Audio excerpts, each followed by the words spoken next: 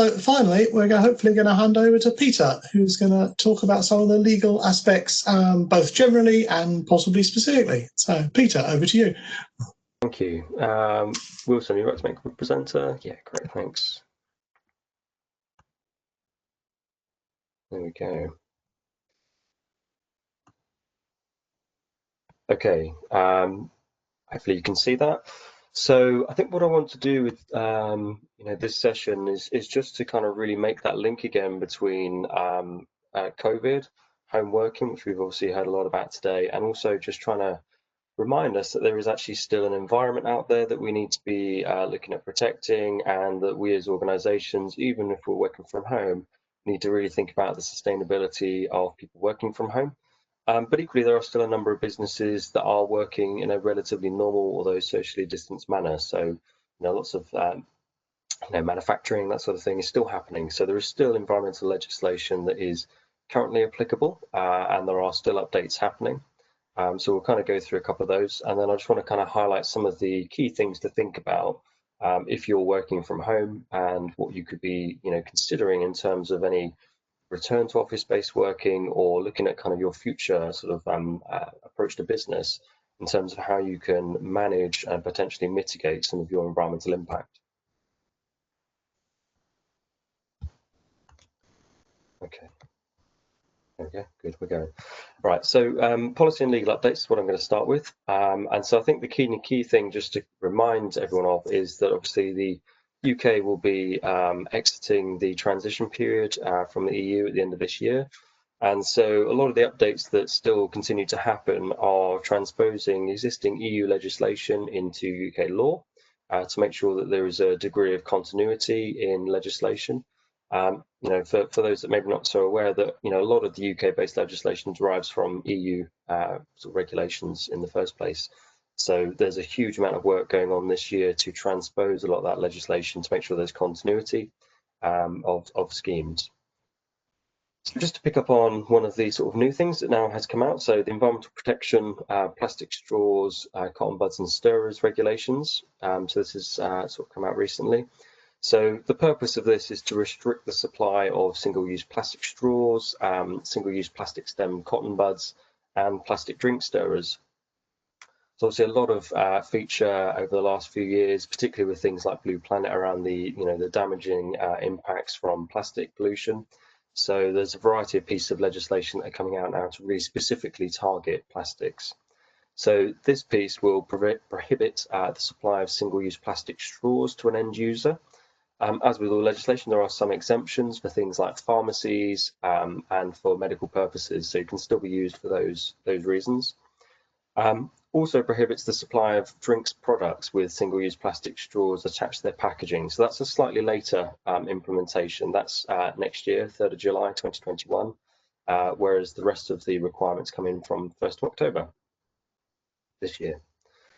It also prohibits the supply of single-use plastic stem cotton buds to end users. Again, there are exemptions for medical, forensic, or scientific purposes. So, quite clearly linked to a lot of the COVID testing processes at the moment. But also now prohibits the supply of plastic drink stirrers as well.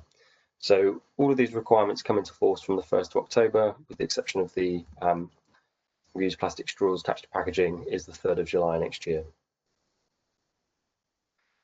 So in terms of the current climate around net zero carbon being a really key topic, at the moment, there is a existing emissions trading scheme that is set at the EU level for participants that have significant energy consumption. So the draft greenhouse gas emissions trading scheme order has now been published, and this will create a UK version of the EU ETS. Broadly speaking, this will be a direct policy replacement for the existing EU ETS scheme. So there won't be any significant or more onerous requirements. This is about a continuity of a scheme that's been happening for many years, and in principle basically requires emitters of emissions to purchase emissions allowances to and drive down the amount of allowances that are available in the market to make sure that large emitters are focusing on energy reduction and improvements in efficiency to overall reduce greenhouse gas emissions. What this could do, though, with the UK version, the UK Emissions Trading Scheme, is create secondary legislation to support it. There will be a number of legislative pieces to come out around the allowance trading scheme, how that will work, pricing and trading. But it also could create additional requirements in the future, and particularly align with the UK government's commitment to net zero carbon by 2050. It's quite likely that schemes like this might become more onerous over time, and there might be a decreasing amount of allowances available in the market to further drive down emissions reduction. So this is one to kind of keep an eye on. There are, as well as sort of direct legislation, there are also regulatory position statements that are published by the Environment Agency. So these come out to clarify and provide sort of specific guidance for particular topics. And there have been a number that have come out specifically in response to COVID. So this RPS C8 is about social distancing when signing and handing over waste transfer and waste consignment notes in person, obviously to maintain social distancing.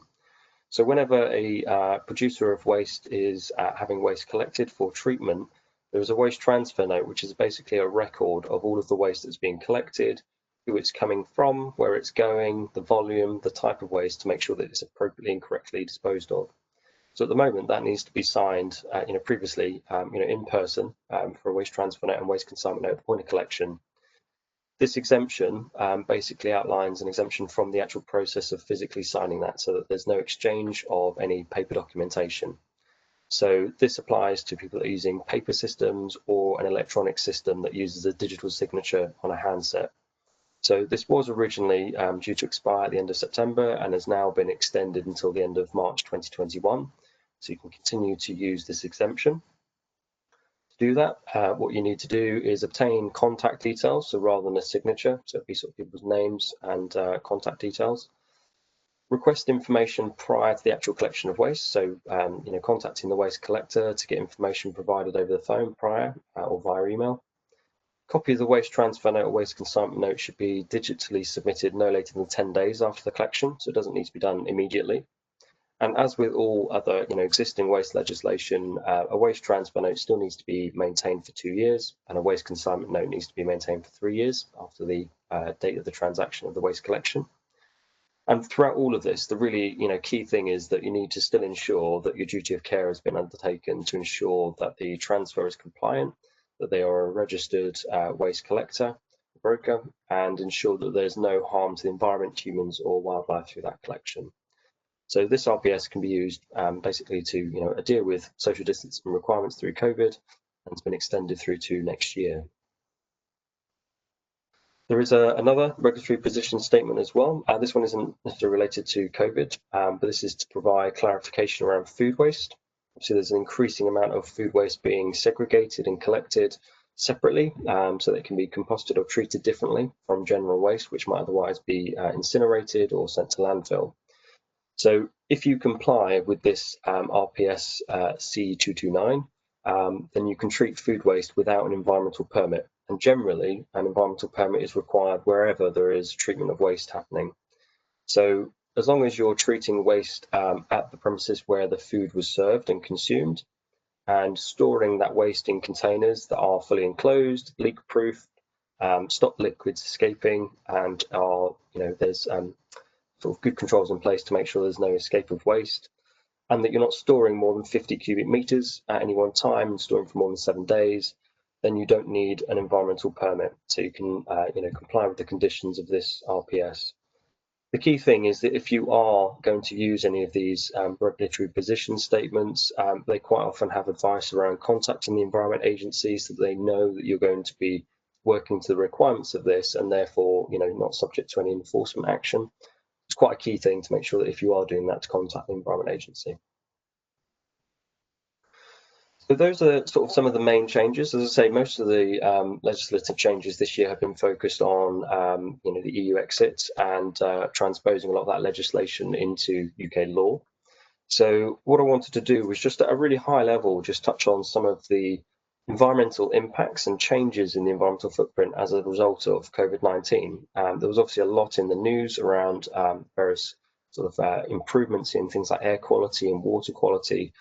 some quite strong images published around the cleaning of waters in Venice and air pollution around various parts of the world. So I just really want to kind of link that through to why that's happened, what it resulted in, and just to get everyone to really think about the sustainability of what they're doing in their home working environment if they're working from home, but also just really think about the environmental impact of your operations if you're still going to a workplace. So lockdown, that happened through April to June, led to a really significant decline in electricity. So it was around 13%. So it's really quite a significant decline in electricity consumption compared to the previous same period last year. So that was as a result of a significant decline in, quite energy intensive industries, manufacturing, and, as probably affected quite a lot of people on this call, many businesses closed and people working from home or have been furloughed and, working in a potentially reduced capacity. So overall, this has created a significant decline in electricity demand through that period. As a sort of a consequence of reduced demand, what it actually meant is the 3 months during that period were actually a really clean 3 months in terms of the overall UK energy production, because actually a lot more of the lower reduced amount of energy was provided from renewables. So there are sort of some benefits through that in terms of demand reduction. Obviously, there are consequential impacts on the economy. A couple of other key areas was transport. Obviously, we've seen quite staggering images of significant sort of numbers of flights being cancelled. The aviation industry has really changed drastically with flights all around the world being cancelled. So there's a significant decline in atmospheric pollution associated with the aviation industry. But also, as we spoke about today, people working from home and not having to commute, as Duncan mentioned right at the start of the call, potentially not having to go into a workplace might mean that there's actually a net carbon positive, impact from people working at home, potentially. And that's what we'll explore in the next SBN session, SBN North. But in terms of the overall impact, you can kind of see from this graph on the left that there was that decline in electricity significantly, but it meant a sort of really significant drop in overall CO2 across the country at the peak of shutdown, so around 17%. As I mentioned right at the start, some of these quite staggering images around before and after, of air quality improvements around the world with, reduced transport, creating, less emissions from sort of road vehicles and those sort of things. So there was a very, short period of really significant change in terms of the overall environmental footprint, of our economy. But, and I think this is the quite key thing, overall, the effect on climate change has been quite minimal. So there's recent reports suggesting that by 2030, global temperatures will only be 0.01 degrees Celsius lower than expected. So it has been, a little bit of a blip in terms of, an improvement. Now, it's given quite a good opportunity for parts of biodiversity and things to recover and wildlife to recover. But what it does show is that we can change and shift our environmental footprint through a changing economy and society, and we might well be able to deliver, the radical changes to our economy and society that are needed to achieve net zero carbon by 2050. So a couple of things really to think about that are starting to emerge now in terms of environmental improvements potentially is things like working from home, obviously a really significant change in terms of our overall working profile. So the key benefit here is obviously reduced commuting, so that's reducing predominantly localized air pollution and congestion. We're sort of starting to see transport levels return to something, approaching kind of pre-COVID levels now. So really thinking about whether people would be working from home environment on a more permanent basis going into the future and what that would do in terms of a shift in terms of sort of atmospheric pollution. Generally reconsidering our travel requirements. I was talking with a client yesterday that do, a sales company that travel all around the world to do sales.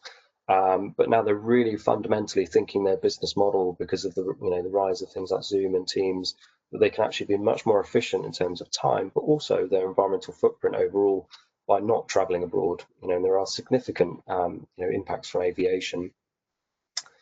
So utilization of video calling, preventing the need to travel in the first place.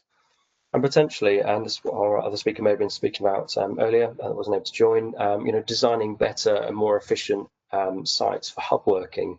So, maybe there isn't so much of a need to have dedicated offices that are occupied on a full-time basis. Maybe hub working could be used, to minimise the overall environmental footprint whilst keeping some of the benefits of some of that collaborative working environments.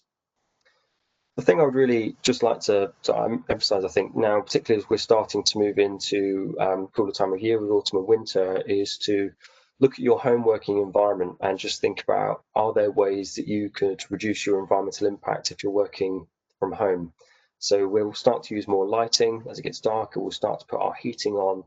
And you might be in the position that you are heating your entire house to sit in one room, in a study or in the kitchen at a table or something. So really starting to look at, are there ways that we can plan our heating controls, our lighting requirements to make sure that we're thinking about our environmental impact at home, as we would do normally in the workplace, where we've got perhaps much more sort of stringent guidance and processes in place around lighting and, an energy efficient working environment. So really just getting people to think about, what you'd be doing at home. It's the kind of key thing. So with this in mind, just wanted to touch on some of the things that are coming up that are on the horizon in terms of sort of legislation and policy changes that we can be mindful of. The first, and this is quite a big thing, is that the Science Based Targets Initiative is now looking to publish a first ever global standard for net zero carbon emissions by 2050. So at the moment, there is kind of a lot of confusion and ambiguity around what does it mean, what are the definitions, and what's a really consistent and robust process for reporting on net zero. So this framework is looking to set out some very specific standards and expectations for what this really means.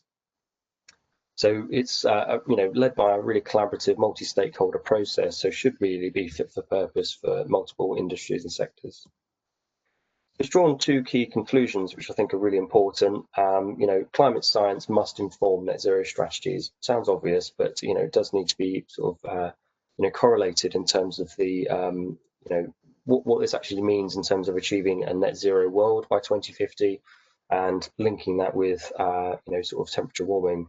So for a corporate net zero target to be science based, it needs to lead to a depth of decarbonisation consistent with profound cut in emissions needed in the economy to limit to 1.5 degrees. So basically aligned with the Paris Agreement, and that would be what makes a net zero target science based.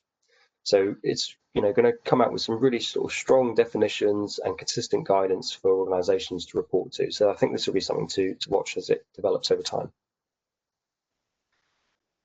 Boris Johnson earlier this week, the Prime Minister committed to protecting 30% of the UK's land by 2030 to support the recovery of biodiversity.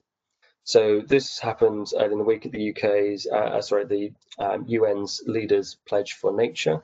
So commits world leaders to take 10 urgent actions. So the one that we've have promoted this week is 30% increase from 26% currently in terms of protected status. So that'll be a further areas of 400,000 hectares across the UK. So be interesting to kind of see how this plays out. And we obviously know the importance of biodiversity and sequestration potential as well as part of an overall net zero carbon strategy. So this is a good progression.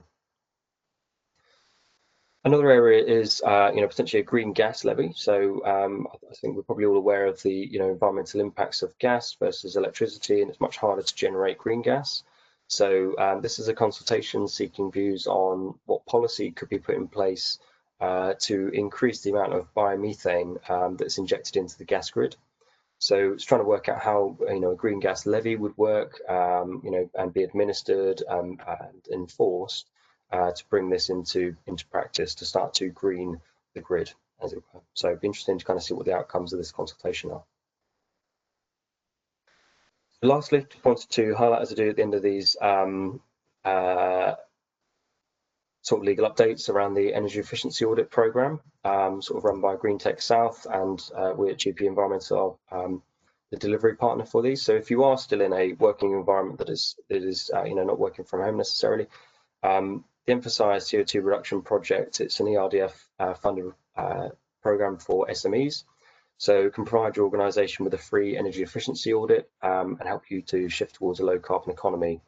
So the purpose of the audit really is to look at how energy is used across the building or site.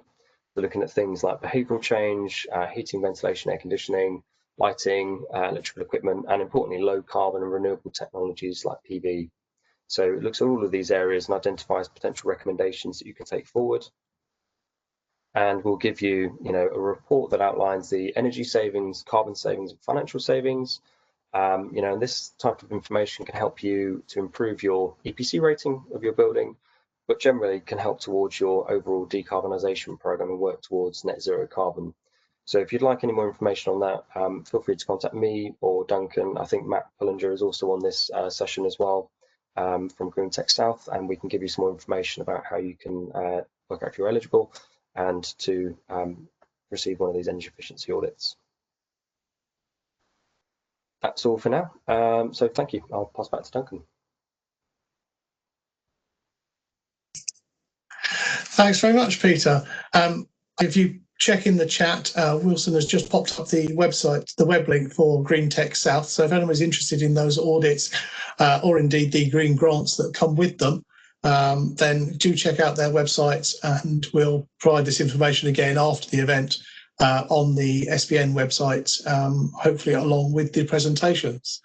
Unfortunately, Sam from the Eagle Labs wasn't able to join us today with all our technical problems, but Peter mentioned the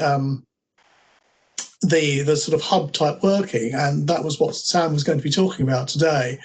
With these central locations, they've got a number of them around the country. There's one in Southampton that I've used, which are large, open, sort of flexible working spaces with a number of smaller offices that you can use on a half-day, one-day basis, or you could use them for a week or 1 day a week every week or anything like that, in a whole range of different ways. If you're a non-office based worker and you have a team and you do need to get together just once in a while, they're a very useful facility. And they do also have access then through Barclays that they're affiliated with for mentoring and business advice and that sort of thing. And I believe they're also going into things like 3D printing. If you've got a little prototyping idea you want to do, then you can go and borrow their facilities. So, unfortunately, Sam didn't make it today, but do check out their facilities. I'm sure other similar facilities also exist. But yeah, if you're not office-based or you're planning to give up your office as a business, then those might form a useful alternative when you do need to get together for some meetings. I'm just trying to see whether Richard's managed to get in touch with any of his, because he did want to say anything. But no, he hasn't managed to get through to us with any of the announcements he wanted to make. So unless any last couple of questions are popping through, or if anyone had any closing comments they wanted to make, I think I'm going to wrap it up there. No, anything from last comment from any of our speakers? No, lots of shaking heads. Well, in that case, just thank you very much to all our participants. I hope you've had a good time. Watch out on the SBN website. The presentations will be up there in a day or two's time. And we'll also try and get you some of the links and suggested software tools that have been mentioned and post those all up there as well. So thank you very much.